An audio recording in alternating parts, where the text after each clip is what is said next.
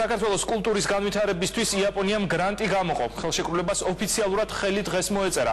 გრანტი ორი მიმართულებით გაიხარჯება. სახელმწიფო კონსერვატორიას მუსიკალური ინსტრუმენტები გადაეცემა, დადიანების სასახლეში კი საგამოფენო დარბაზები განახლდება. დოკუმენტზე ხელმოწერის ცერემონია იაპონიის ელჩის რეზიდენციაში გაიმართა. მსგავსი თანამშრომლობა ორ ქვეყანას შორის მომავალშიც გაგრძელდება.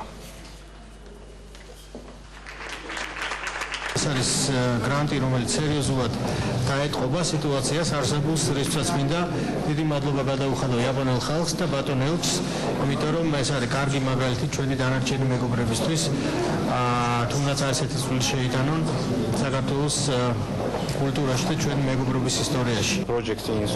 მნიშვნელოვანია, რომ პროექტს დღეს ხელი ოფიციალურად მოეწერა. მოხარულები ვართ, რომ იაპონიის მთავრობამ ამ გრანტით წვლილი შეიტანა საქართველოში კულტურის სფეროს განვითარებისთვის. ჩვენი მიმართულებით თანამშრომლობას მომავალშიც გავაგრძელებთ.